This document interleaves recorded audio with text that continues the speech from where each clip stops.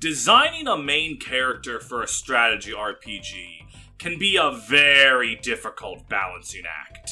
If you make them too strong, you risk them completely circumventing the strategy aspect of your game, with them being able to handle everything on their own and kind of making it hard to balance the game.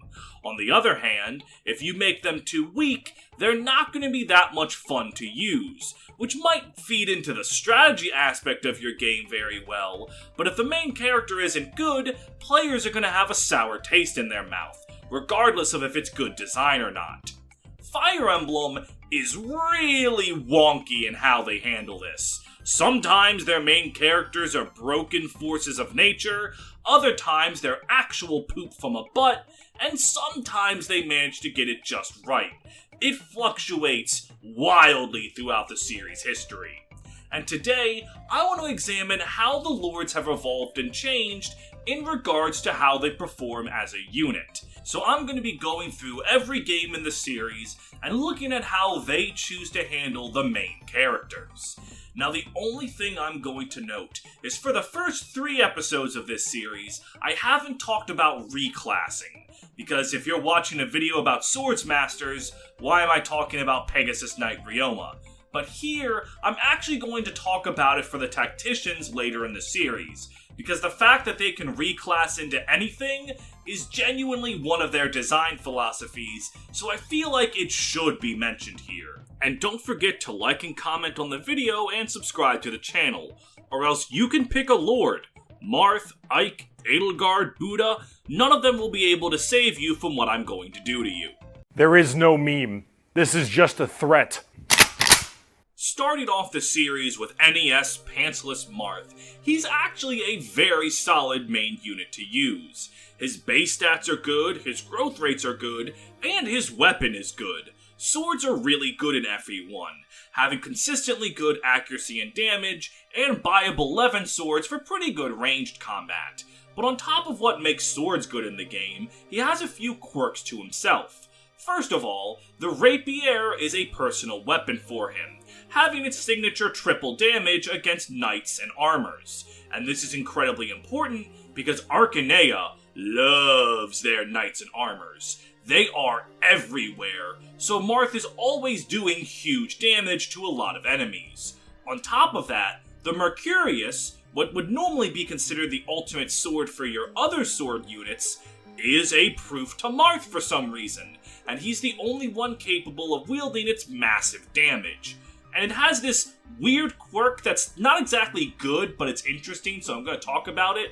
The Mercurius has an effect that if Marth levels up while it's equipped, anytime he increases a stat, there is a 25% chance that that stat will go up again in the same level up. It's really weird, and since you obtain the Mercurius very late, Marth isn't going to have too many more level ups to use that on, but it's interesting, so it's got that going for it.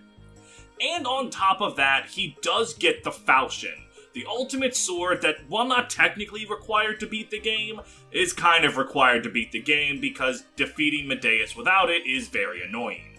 And offensive quirks aside, he has a few other things. In Arcanea, only Marth is allowed to visit villages, so you could technically consider anything obtained by villages to be part of Marth's unit quality. The Hamurn Staff, the Warp Staff, the Devil Axe, whole-ass human being George, all of these can be considered exclusive to Marth's viability. And if you don't look at it that way, there's another quirk that's exclusive to Marth. The enemy's AI fucking loves him. The enemy AI in FE1 seems to understand that killing Marth means that the game is automatically won for them, so they will always attack Marth, even if there are enemies right around them that they can actually stand a chance to kill. If you have any wounded allies that are going to die in a single strike, just put Marth near them. The enemies will always go after him instead. I have heard of a few instances where the enemies ignore Marth, but they are very uncommon, and I don't think enough people really looked into FE1's mechanics to understand why. So just as a general rule, Marth is the ultimate damage sponge, and he can make a lot of strategies work because of that quirk. And on top of that, Marth can also be a decent support unit because of the Fire Emblem, which can open chests for some reason. Never figured out why. You think he just, hits the chest really hard with the shield and it cracks open? I don't know, you tell me.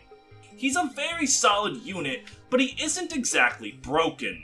He doesn't have the incredible staff utility of some other units. His combat is good, but he isn't mounted, so your cavalry and flyers like Jagan and Sheeta can get to the fight faster than him. He's just a solid unit, and a really good showing for being the first lord in the series.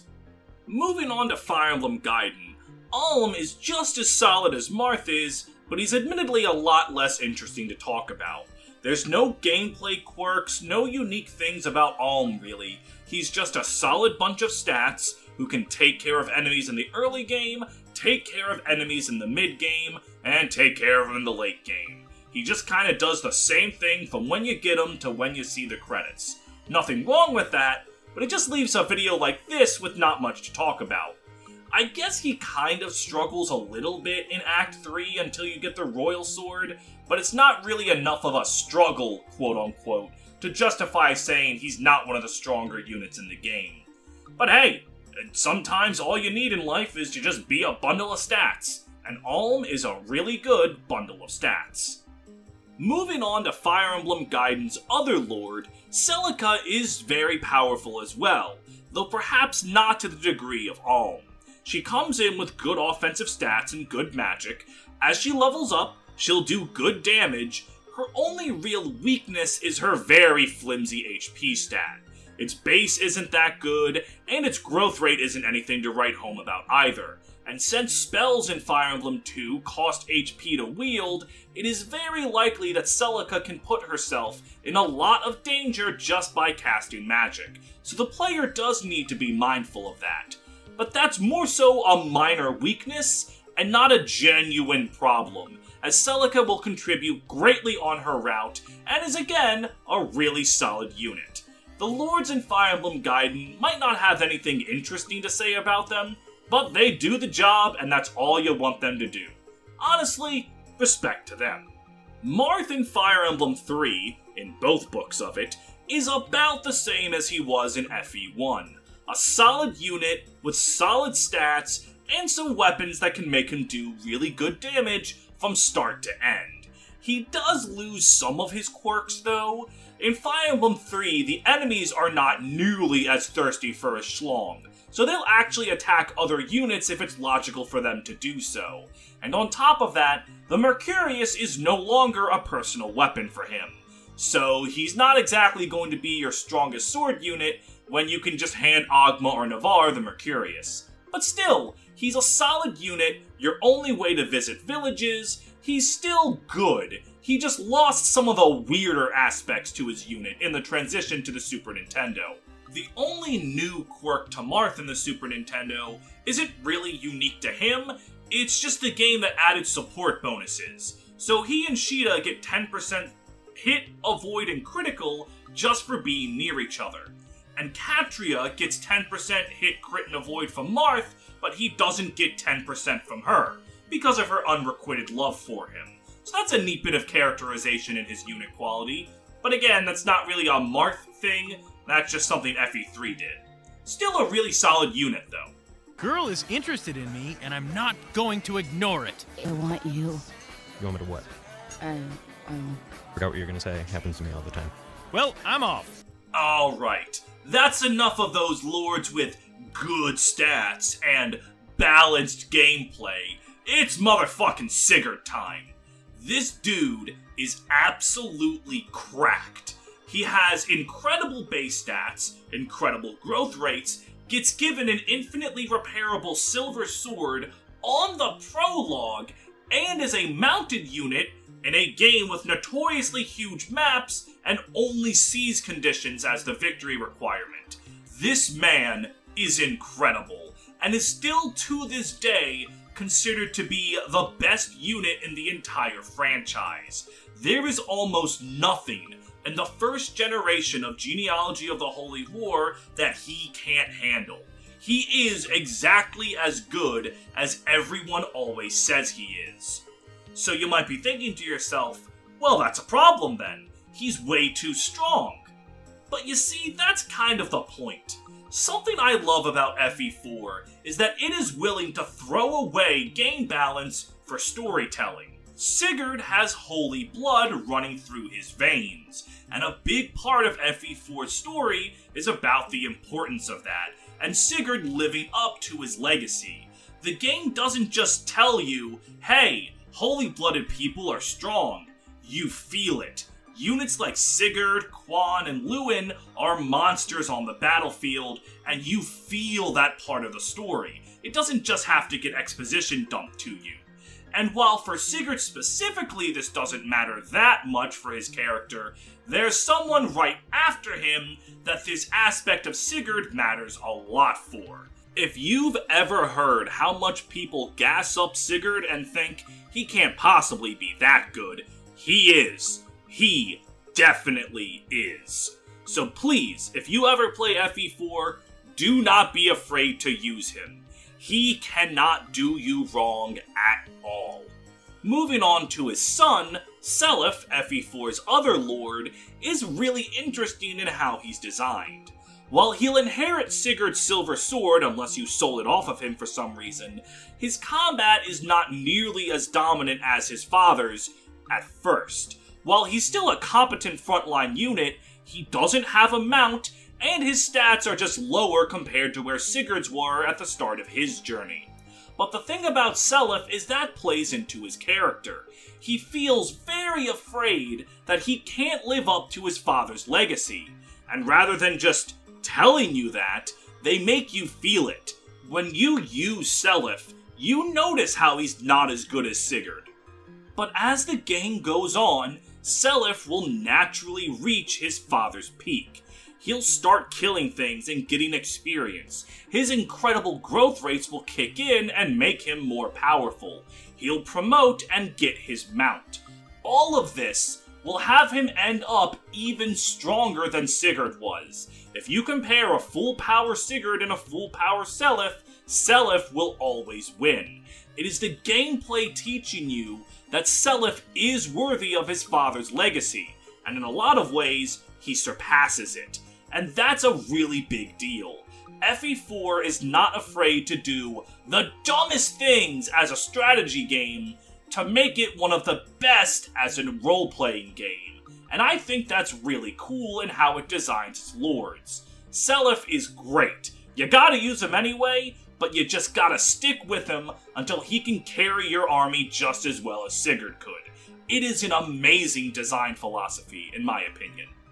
Another thing about Selip's gameplay, and this doesn't really matter to anything, I just didn't know where else I was going to be able to talk about it, Seliph has the ability to dismount after he promotes. And dismounting just takes away all of his promotion gains and makes him an infantry unit. You might be thinking, why would I ever want to do this? Well, it turns out that it was designed that way because Kaga thought women would like him more dismounted. I haven't the slightest idea what the hell Kaga was thinking with that one. If I had to guess, he thinks that Seliph would be popular with women because of his effeminate characteristics, and somehow being on horseback is less effeminate? I got nothing. I genuinely do not know what the hell he's on about. But I wasn't going to find anywhere else in my life to mention that, so there you go.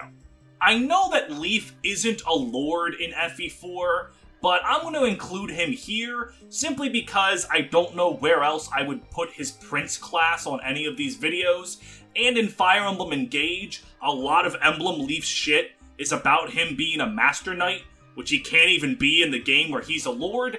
I'm just going to talk about him here. Leif is a unit that starts incredibly unassuming. His combat is really weak, his class isn't that exceptional at all, being an infantry sortie in Fire Emblem 4 is not the greatest thing to be, but he has the most cracked promotion in the entire game to Master Knight. Not only does this get him an absurd bundle of stats, it also gets him a mount and the ability to use every single weapon type other than dark magic. Because of this, and how early he joins, it's incredibly satisfying to train Leif up. You can get him going with a little bit of elbow grease, and he'll go from a baby that Finn needs to protect to a man that's gonna just solo almost anything he wants to. Leif does have some weaknesses. Again, his start is pretty slow, but once you get him going, he is one of the most fun units to use in the game. Training a weaker unit into a god is just one of the things about Fire Emblem that is innately satisfying to a lot of players, and Leif is arguably one of the best in the series at fulfilling that feeling.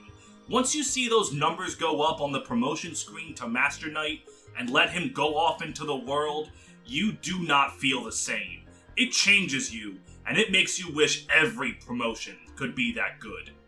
Unfortunately, they don't really exist in Fire Emblem anymore. The best we're gonna get is Master Knights in FE4 and Neron in Tear Ring Saga.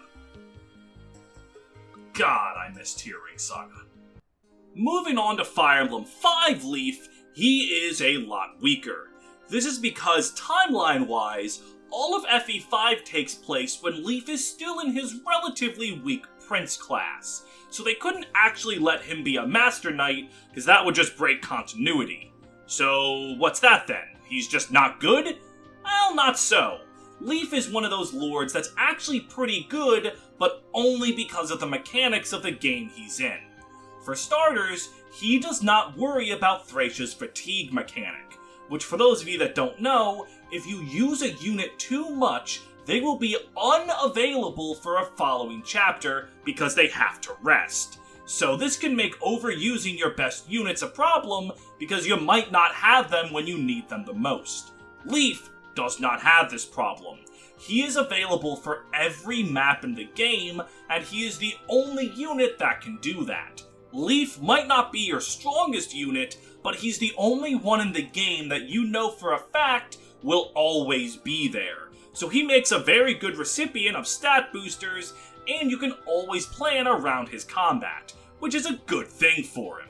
Another thing that makes Leif really powerful is the fact that he supports a whopping 16 units, giving them 10% hit, crit, and avoid for just being near him.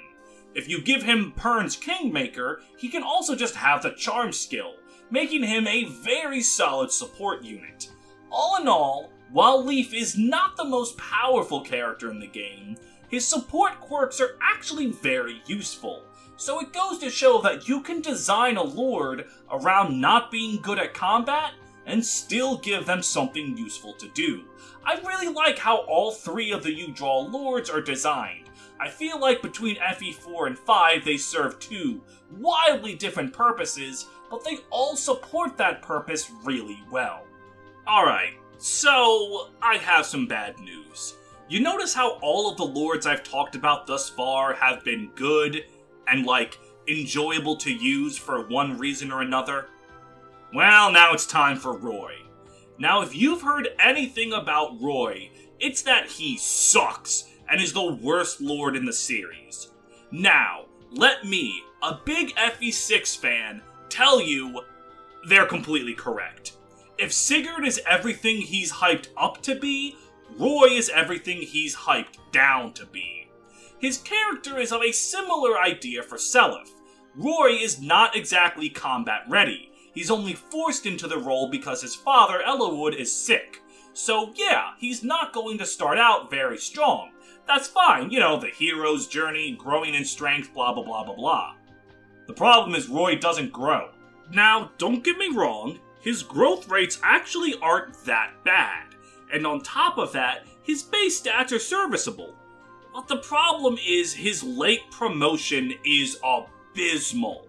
You cannot promote Roy until chapter 21, which at that point, there's only 3 chapters left in the game. In fact, only 1 chapter left in the game if you're not going for the true ending. The lack of a power boost from a promotion is a big problem.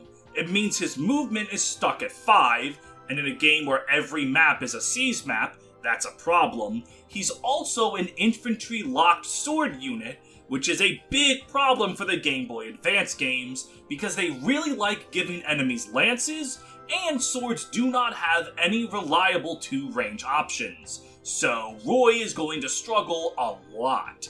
His only benefit is the early game. Before he needs to rely on any kind of promotion, his rapier can be useful against the cavaliers and knights the player's facing. Though for whatever reason it isn't effective against nomads, even though nomads are very clearly on a horse, but that's neither here nor there. And to Roy's credit, once he gets his proof weapon, the Binding Blade, he does become really good, as that sword is absolutely cracked. It gives him +5 defense and resistance, +2 range combat. It's a genuinely great weapon, but it is way too little, way too late. If Roy could promote earlier in the story, he still wouldn't be great, but at the very least his solid growth rates would have time to take effect, and he could do some good damage. But as it stands, he's just useless for way too much of the game, and the little bit he can contribute at the beginning and end of the game are not enough to save him. Roy honestly needs a lot of tweaks to be good. Honestly, giving him a mount and a more reasonable promotion would be huge to help, but as it stands, he's just not good. He really is the worst lord in the series. People are not joking about that. I love Roy as a character, and I think the concept of Roy starting out really weak is good. He just needed to actually become useful. Moving on to Fire Emblem 7, the Blazing Sword, it's time to talk about its tactician, Mark. Now, those of you familiar with FE7 might wonder why the hell I'm talking about Mark, because they aren't a unit. Well, they do have a gameplay function. In the battle preparation screen, you can see your current tactician rank, represented by a bunch of stars. And the more stars you have, the more critical avoid all of your units will receive. And if your unit's affinity matches whatever Mark's was, which is determined by your birthday, or in Japan your birthday and blood type, they'll get an increased boost to hit and evasion. Meaning that the better you play the game, the better your units are. And I'll be completely honest with you, I did not know this was a mechanic until I started doing research for this video. I had no idea anything about Mark actually mattered. So, honestly, yeah, that's pretty cool. And while the benefit is fairly small, that doesn't mean it can't be significant. More hit and avoid and more critical avoid is always appreciated. So, yeah, I learned something about Mark, and I wanted you to learn something about Mark too. They actually matter. Kind of. Well, they still don't matter that much, but they're cool. Lyn is our first lord of the game's trio, and the only reason she's not the worst lord in the series is because Roy exists. She suffers from pretty much all of the same problems Roy does, being a sword-locked unit with a late promotion. But there are some things about her that are a little bit better. If you do Lyn mode, she actually is quite competent there, because a lot of enemies use axes, and she gets an admittedly really powerful proof weapon in the form of the Mani-Katti, which is capable of doing a lot of damage. And due to a neat little quirk, the Mani-Katti actually fully repairs itself in between Lyn mode and then when you go to Eliwood or Hector mode. So honestly, she has a lot of uses out of her really good weapon. Unfortunately, that's where the praise stops. Lyn's problem with her stats is that she is incredibly frail and not strong enough to make up for it. Lyn is a speed specialist in a game with the slowest enemies in the entire series. It doesn't matter that Lyn has 27 speed when saying 17 speed is already more than enough to get the job done, and she just doesn't have enough bulk to survive any attacks. On top of that, Lyn's promotion is bad. She becomes a Blade Lord, getting access to bows as a secondary weapon. And that's it. Bows are already not a great weapon type in Fire Emblem 7, and honestly, she's supposed to be a cross between a swordsmaster and a nomad trooper, which makes sense for her character. Those are two distinctly Sakaean classes, and Lyn's whole character is about her Sakaean heritage. The problem is she doesn't get the crit bonus that makes swordsmasters good, and she doesn't get the mount that makes nomad troopers good. So she's kind of just the shittiest of both worlds. And, to add insult to injury, at the end of the game she gets her second ultimate weapon, the Soul Kati, which is notoriously dogshit. Its might is worse than a silver sword, and its weight is way heavier than Lyn's constitution, which is weird because it's designed for use by Lyn, so why is it so antithetical to what she wants to do? It's just not a good weapon for not a good unit. If there's anything positive I can really say about her, it's that she's not a force deploy like every other lord before her. You can bench her, and you only really need to bring her to a small handful of chapters in Eliwood and Hector mode. Now, is being benchable good? Depends on how you're looking at it. Is it good in the context of being an FE7 unit? No. Is it good in the context of being a lord? Yes. Do you know how much better FE6 would be if I could just tell Roy to go fuck himself? It's not great, but yeah, Lyn is also terrible. But Lyn is not actually FE7's main character. It's Eliwood, and he manages to climb the ranks of trash that Roy and Lyn were and arrive at the peak of kind of okay, I guess. Eliwood has a lot of the same problems of Roy and Lyn in that he's an infantry sword unit that becomes a much bigger liability as the game goes on, but he has a few things in his favor. Most of all, it's his promotion. Promoting into a mounted unit that can use lances is really good. The problem is, just like Roy, it is a very late game story promotion. But if you're playing Hector mode, Eliwood can promote when you get the first Heaven Seal, which, while a little later than you would like, is not so late that Eliwood is unsalvageable. Combine that with his actually pretty good stats and growth rates, and Eliwood can contribute decently on Hector mode. Like Lyn, he's a force deploy on some maps even if you're not doing his mode, so you can try to train him up a little bit in the early game, and if he ends up getting good level ups, he's gonna be able to contribute by the late game. Again, he's not amazing, he's probably only like a C, probably more like a C-, but hey, after Lyn and Roy before him, Eliwood is finally something that I can kind of call usable, which, for GBA games, is pretty impressive. Speaking of usable, that's a great way to describe FE7's final lord, Hector. He has incredible strength and bulk.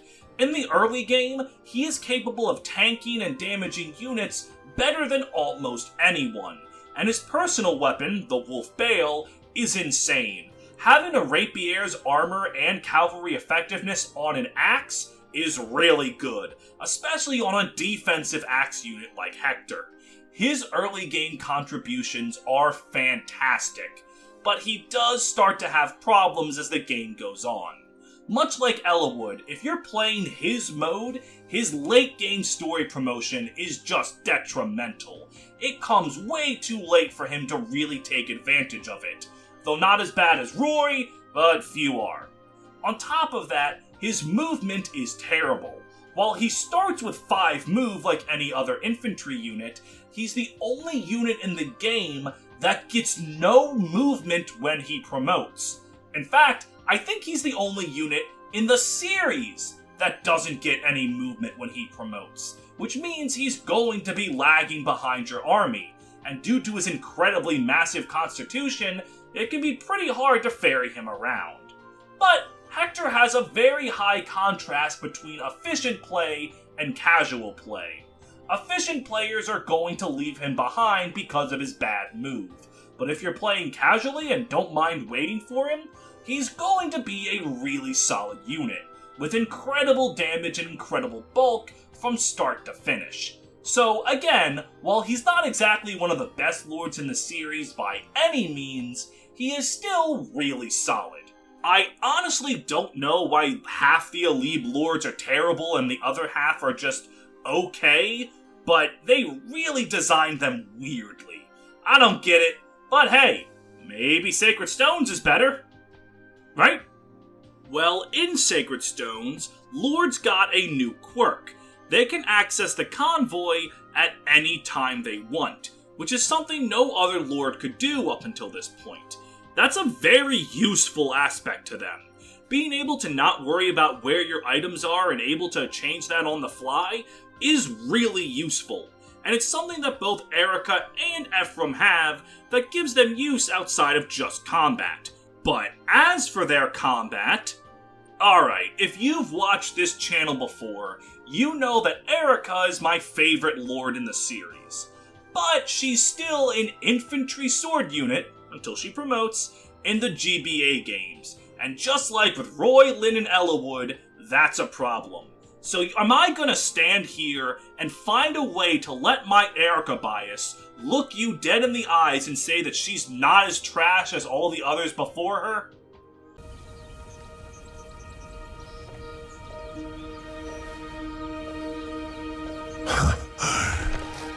Maybe. Well, okay. Eirika does have a few things going in her favor. First of all, her promotion does get her a mount, which helps her mobility problems, and her second personal weapon, the Sieglind, is one of the best personal weapons in Fire Emblem to this point for how much it helps her fight. It gives her a massive strength bonus, and it's effective against monsters, which make up a majority of enemies Eirika's going to have to fight. She will be able to take out pretty much anything in one round of combat once she gets the Sieglind. It is a fantastic weapon for her. And she has another interesting quirk. The way that FE8's route split works is after Chapter 8, Eirika and Ephraim will split up and you choose to follow one. The one that you don't follow will be automatically leveled up to level 15 and will then rejoin you on Chapter 15. So because of this, if you don't want to worry about using Eirika in the early game, you can just never feed her any kills, then pick Ephraim, and then she'll rejoin in Chapter 15 with 14 free levels. Then, you can just have her promote at the end of Chapter 16, and kind of just treat her as a late game pre-promote. This is something Ephraim can do as well, and it's actually not a terrible way to use them if you want to. But okay, that's all the good stuff about Eirika. What's the bad stuff? Her start is horrendous. Eirika's bulk is atrocious, and her early game killing potential is really low. While her growth rates are really good, her base stats leave a lot to be desired, especially strength. Eirika is really coin flippy. It is fully possible to get an Eirika that levels strength a few times and is capable of holding her own, but a lot of people get a lot of bad Eirikas. If you look on Reddit or Twitter, you will find a lot of people complaining that their Eirika has 7 strength at level 15. It just happens sometimes, and that is a big problem. And again, her promotion, while good, is a little late. So she has a lot of the same problems as Lyn and Roy before her, just not as bad. Eirika still isn't that good, but she's not as terrible as the ones that come before her. Which is something, I guess. Thankfully, her brother manages to pick up her slack pretty nicely. Ephraim is much more competent than most every GBA lord before him.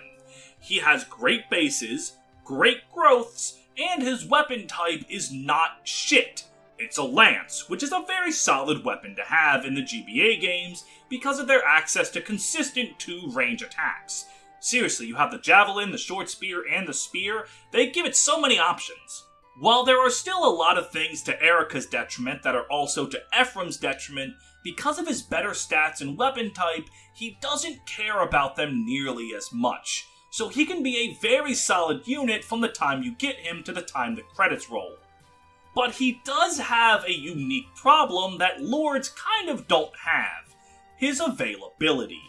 Ephraim is only playable at the start on a Gaiden Chapter 5X, and then doesn't show up in the main game until Chapter 8. And then after that, if you pick Eirika's route, he's gone until Chapter 15.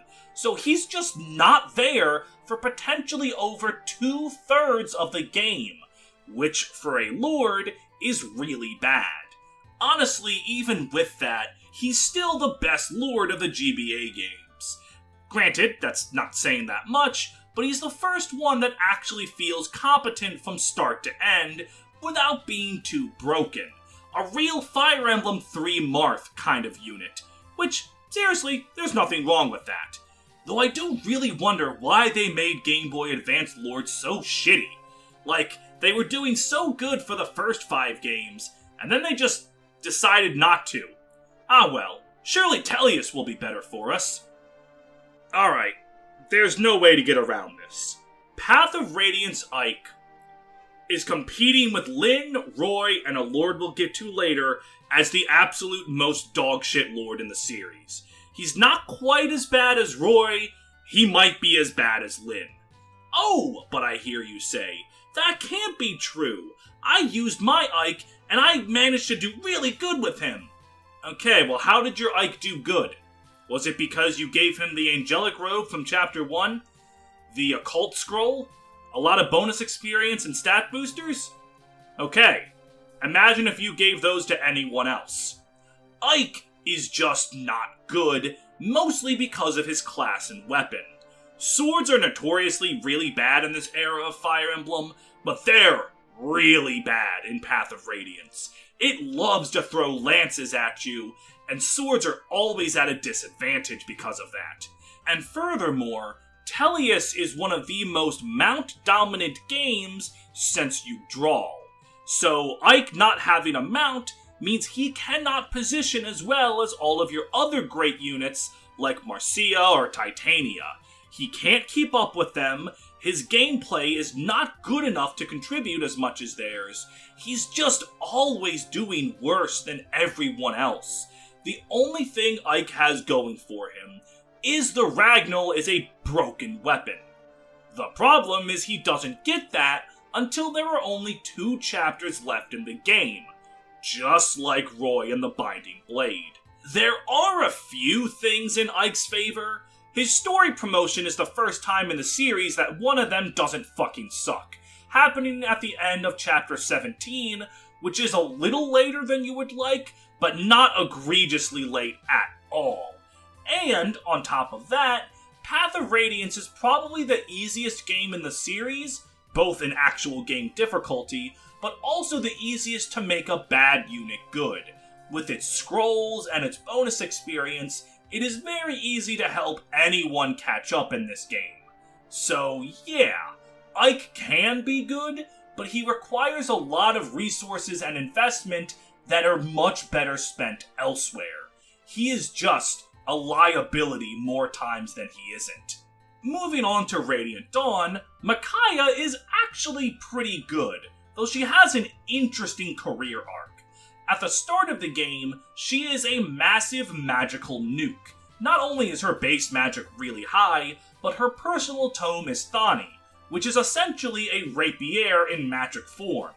And given that knights and armors already don't have good resistance, getting effective damage against them is absolutely insane. She also has some minor support utility early on with her sacrifice skill, where she exchanges her HP and gives it to her allies, though she does get staves when she promotes, so that quickly becomes a non-factor. Speaking of her promotion, it comes at a pretty good time. The first time. Happening at the end of her part, which is only 10 chapters, so that's a really good first promotion. The problem is after that, her availability is much more spotty, thanks to how Radiant Dawn works, and her second promotion happens very late, towards the end of the game, and that will mean her combat usability starts to drop. Combined with her poor speed stat, though that can be fixed with bonus XP, she's a much better support unit towards the middle and end of the game. But she does that really well too.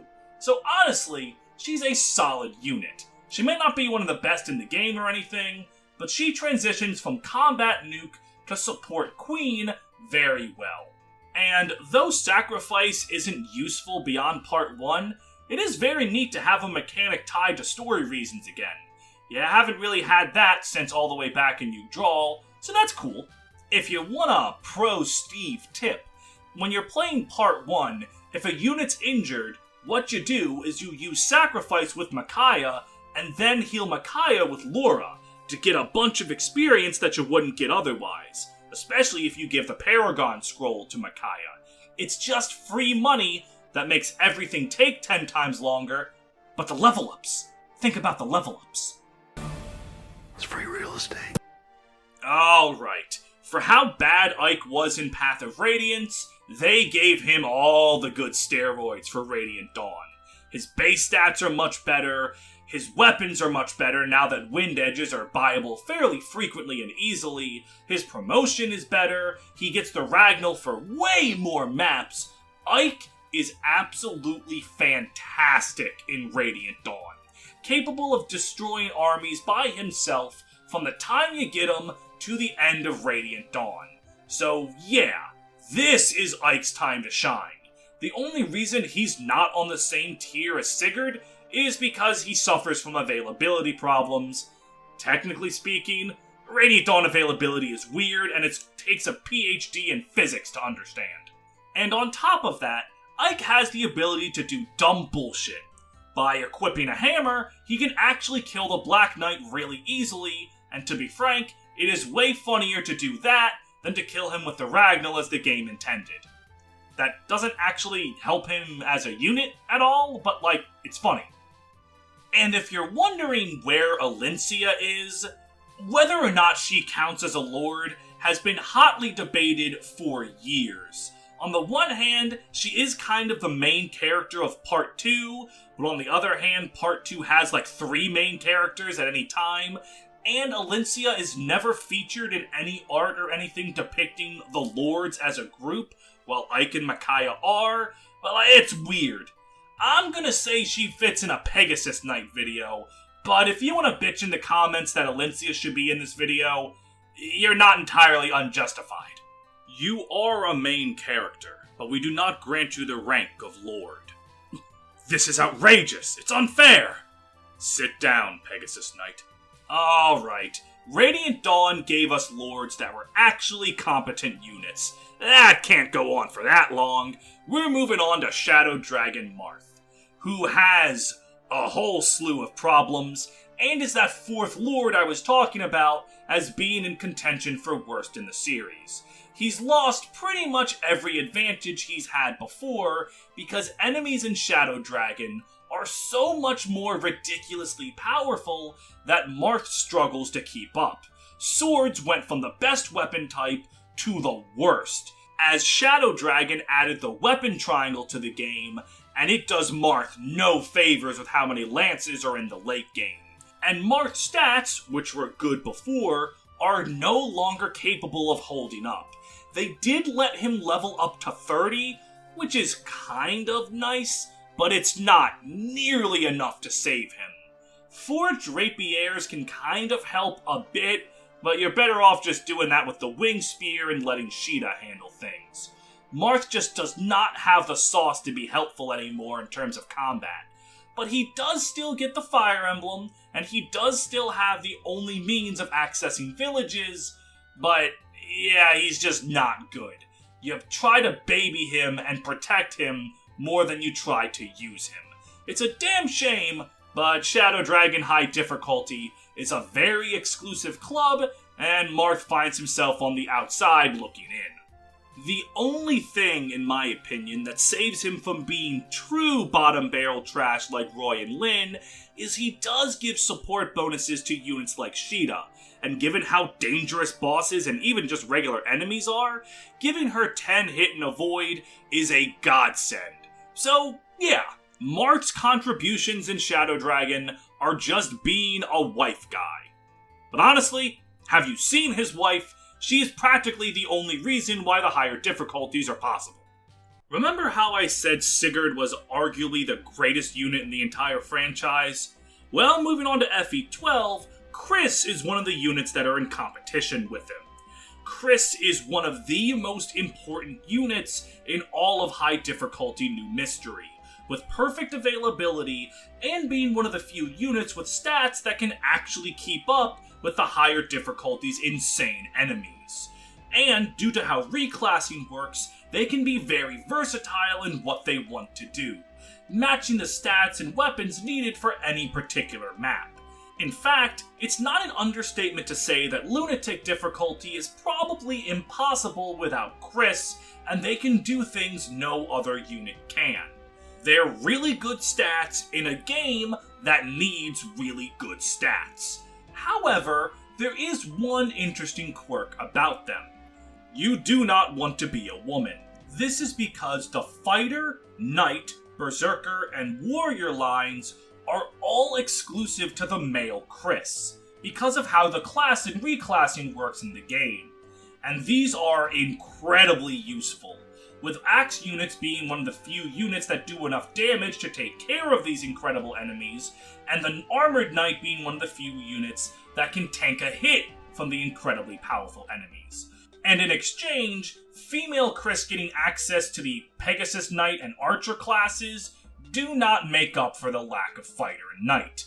Female Chris does get access to General, but only upon promotion, and even then, that's only because Sheena exists. So everyone thank Sheena right now? Yeah, it's not that big of a deal, but male Chris is definitely the way to go. Moving on from two units that are arguably the most broken in the series, we get to New Mystery Marth, who has been pulled up from the trenches of dogshit that was Shadow Dragon Marth, cleaned up, polished, and is now an incredibly solid 5 out of 10. His stats are a little better, his weapon type's a little better, it's all better for him in New Mystery. He's still not going to be able to compete compared to the higher tier units in the game, but he can hold his own good enough, do good enough damage, and survive good enough. And once again, he's the only way to access villages. So yeah, nothing really to write home about, there's not really any interesting quirks with Marth, he's just kind of good in New Mystery.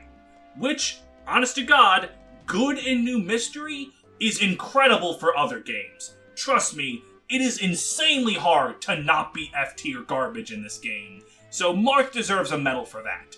Moving on to Awakening, Chrom is a perfectly cromulent lord. He is very solid. Early game, he's going to be one of your only units that can reliably handle things, and though his damage does fall off a bit late game, his pair-up bonuses are really good. Great Lord in particular gives you a lot of speed, which is always desired, especially due to how powerful and fast some of the late game Awakening enemies can be.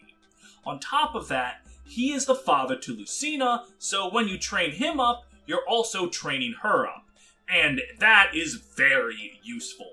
He might not be your strongest unit come late game, but his early game contributions and pair-up bonuses should not be overlooked.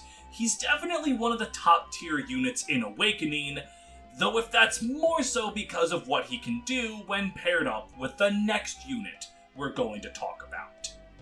Robin is absolutely fucking broken. They have access to every class in the game, and honestly, their own personal class they start in is solid as well, with great skills like Rally Spectrum, and most importantly, Tactician. Robin's essentially personal skill gives them 50% more experience if they're paired up with someone. More experience means they level up faster, which means they can get to promotion faster, which means they can get to reclassing faster, and so on and so forth. Robin can absolutely snowball. In fact, one of the most effective strategies in Awakening is to low man, purposefully deploying with very few units actually deployed so that Robin can get all the experience and then just get much more stronger with Chrom as a support and maybe Frederick around to stand there and be cool. Now, unlike New Mystery, Robin is a case where being the woman is a much better option. Women get access to the Pegasus Nightline and by extension Gale Force, a skill that allows you to move again if you kill a unit, and that skill is historically one of the most beloved and powerful skills in the series. Seriously, Gale Force memes were a staple of the community back in 2013. And on top of that, Robin has another skill as a woman that her male counterpart doesn't. She can get pregnant. Now, while that might not sound like a very useful skill, the fact that Robin can be Morgan, and if paired with Chrom, Lucina's mother, is very good. She can pass down her excellent stats, and she'll be able to pass down her skills, like Gale Force, meaning that she can immediately turn Morgan and Lucina into the best units in your army just because they have her genes. It is incredibly important to breed correctly so that the proper stats and abilities get passed down. If you heard that and went, "That sounds an uncomfortably lot like eugenics," you are correct. High-tier Fates and Awakening gameplay are all about passing down the right stats and skills and making the perfectly bred killing machines. So, yes, when talking about these games, the things a Fire Emblem fan says and the things a clan member says are eerily similar. In fact, if you go on Twitter and Reddit and listen to Fire Emblem fans, they might still be eerily similar. Lucina is slightly dependent on what you had Chrom's wife do, but if you do it efficiently and have either Sumia or Robin pass down Gale Force and other great stats, she's just gonna take over. The children in Fire Emblem Awakening are already just balls of stats and skills that will decimate everything in the game, but Lucina comes in the earliest, so she has the availability going for her. Incredible stats, great reclassing options, she's just a solid unit from the moment you get her to the end of the game. And honestly, even if you completely fuck up and have Chrom marry the generic villager, she's still probably going to be one of the best units in your army. Just a solid unit that can become absolutely broken if done properly. A lot of fun to use, honestly. Morgan comes in and they are incredibly reliant on their parents. Because Robin can be anything and can marry pretty much anyone, they are incredibly volatile. But if you play it efficiently and pass down Gale Force, they're going to be incredibly powerful. Honestly, no matter what combination of parents they have, they're going to be pretty good.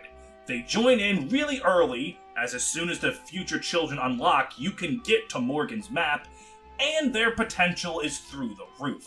And, just like their parent, they can get access to the Tactician skills, like Rally Spectrum, which is really good, as I said earlier, and Tactician. So honestly, another really solid unit. The Lords in Awakening are all really, really strong, and in Robin's case, potentially game-breaking. So yeah, really good showing for Lords recently. We've long since scrubbed ourselves clean of how bad the GBA Lords were.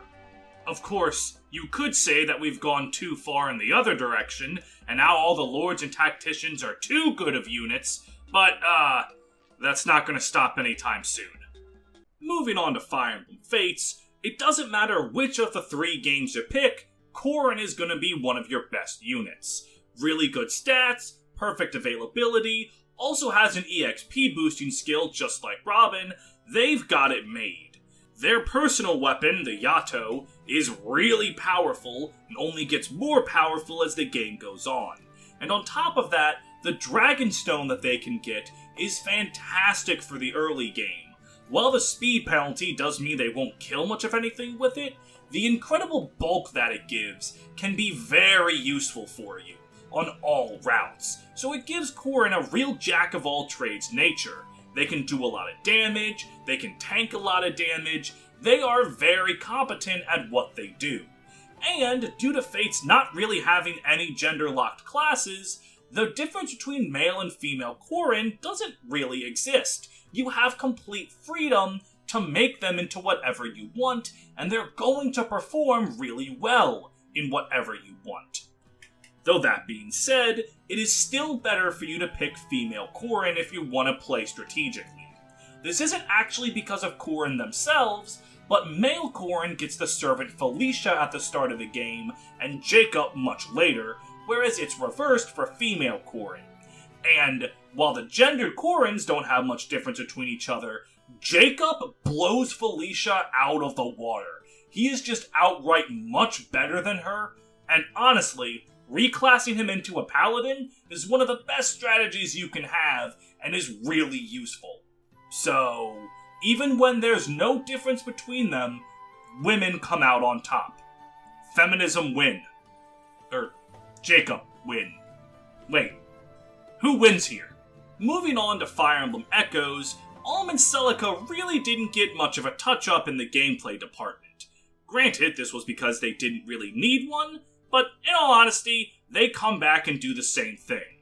They do their jobs really well, though there's nothing really that interesting or remarkable in talking about them. Alm has his same struggles-ish in Act 3, and then he's fine. Celica has some durability problems, but she's fine. There's nothing really to say about them. Neither of them are the best units in the game, neither of them are even close to the worst units in the game. They are just two solid lords that do their job really well. Moving on to Fire Emblem Three Houses, I'm just gonna give a little spoiler here. All of them are good. All four of them are amazing. All three lords, Byleth, they are all fantastic units. Their personal classes are all really good. I'm just getting that out of the way. As for the specifics, Byleth comes out the gate swinging. And I mean swinging. They have 13 base strength, which is absolutely incredible for a unit recruited on the prologue. On top of that, their growth rates are really good, being flexible and high enough to really let them go to whatever class they want, though physical is typically the way to go. Their personal class is really solid. They can become some other class to be really useful, like a Wyvern Lord. It's really a great game for the main character.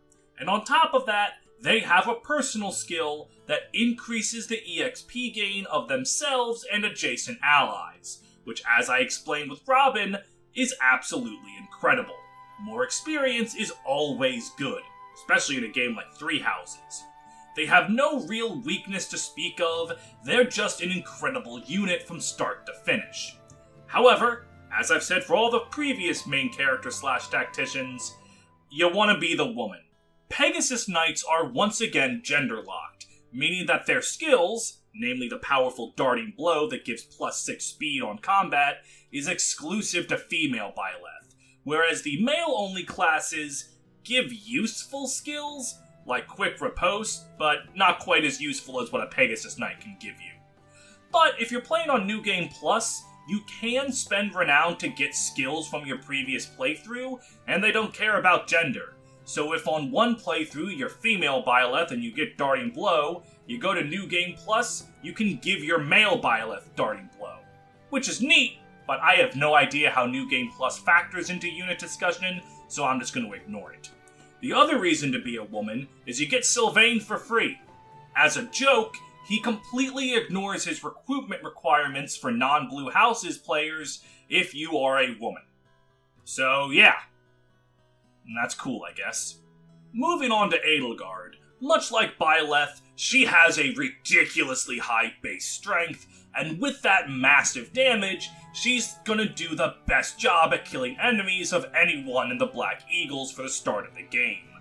And because she's an axe unit, she's a naturally good fit for the Brigand class, which gets her Death Blow, which just means she's going to kill things even harder. Combine that with her personal skill being an experience boost skill, like all the other lords, but still important nonetheless, and she's going to be one of your strongest units, and stay one of your strongest units. Her charm is also very high as well, meaning she can dish out powerful regular attacks and gambit attacks with no problems either way. Her only real problem is that Armored Lord, her personal timeskip class, isn't the greatest. Fortress Knight is just better for her in general, but still, you can use Fortress Knight and she'll still be really good. Though admittedly, Wyvern Lord is much better for her. Not just because Wyvern Lords are fucking Wyvern Lords, but also because due to her axe specialty, it's just a good late game class for her. Still though, really powerful at every stage in the game, she is always a delight to use. And I'm not just saying that because she's an armor unit. Even though being an armor unit's really fucking cool. But that's not why she's good. It's why she's good. I love armor units. Dimitri is a raw damage master. He gets access to a lot of skills and classes that really help his damage output. The Battalion Wrath and the Battalion Vantage combo is insane and makes him a crit machine. He also gets access to Seal Movement, which can be a useful support attack, especially since he has a natural talent towards being of the mounted classes, so sealing someone's movement and then cantoing away? Really solid strategy. And post-time skip, he gets a nice 20% avoid boost if he's at full HP, which comes in clutch more often than you would think. His only problem is in the time skip because he's going through character development. He can't be tutored for a bit, which does hurt your ability to mold him how you want, but that's more a minor gripe. He's going to be one of your best damage dealers throughout all of Blue Lions, if not outright your best. His only flaw, per se, is that he's the worst of the lords of becoming a Wyvern Rider. But, you know, when you do as much damage as he does on a horse, is the Wyvern really that necessary? Yeah. But he's still good.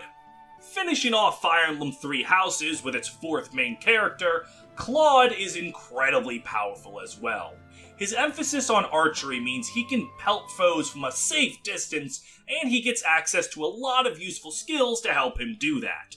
And he definitely has the best personal class of all of the main characters in the game, being on a Wyvern, which, you know, is always insane. Except it's even more insane because Claude has a bunch of skills with that Wyvern that make him ridiculous. His personal skill essentially turns into pass during the time skip, letting him move through enemy units as a flying unit.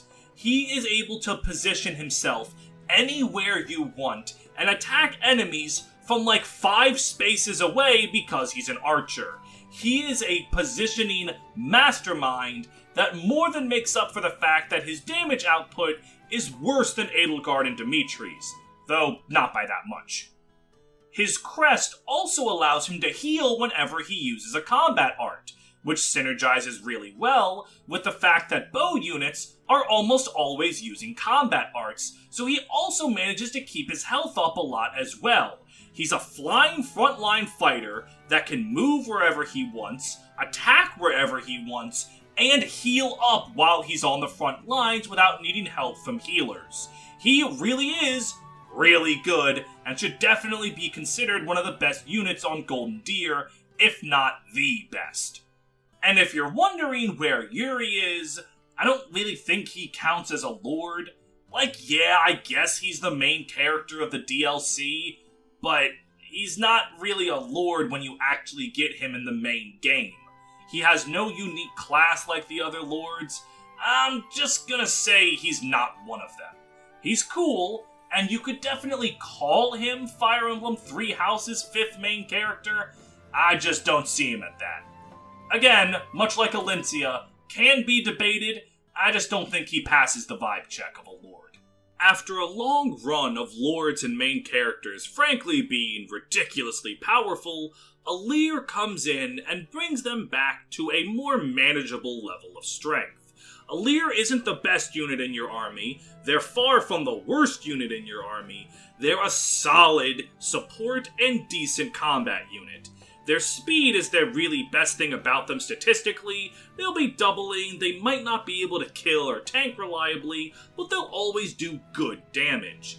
And on top of that, they have a great personal skill, allowing adjacent allies to deal 3 more damage and take 1 less damage, which is a huge boon. In addition to that, Alear makes great use of the game's emblems, because they get special effects that other units in your army just don't get, except one other unit way later in the game.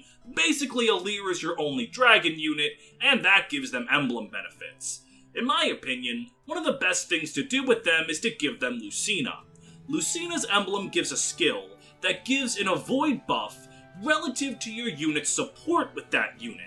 And since Alear can support with everyone in the game, and likely has a high support level with the units that you're using in your army, this means Alear can give an adjacent ally 3 more damage, 1 more defense, and up to 90 more avoid just for being next to them. That is a very powerful support tool, and is genuinely something you shouldn't overlook. Alear is how I personally think Lords should be designed. Really useful, but not game-breaking.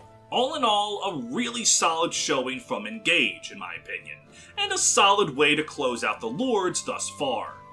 Lords have been all over the place, being decently balanced for the first 3 games, then Fire Emblem 4 does whatever the hell it wanted for story reasons, and then decent in 5, and then terrible in the GBA games and early Tellius, and then eventually becoming gods by the time of Awakening onward. It's really interesting how volatile Lords have been in unit quality.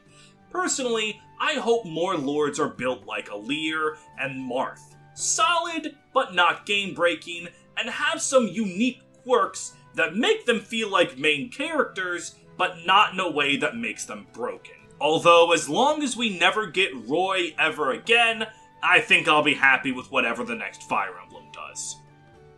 I really wish Roy jokes weren't as well-founded as they are, but he's so bad. But I love him, he's such a cool character, but he's so bad. Thank you all for making it to the end of the video.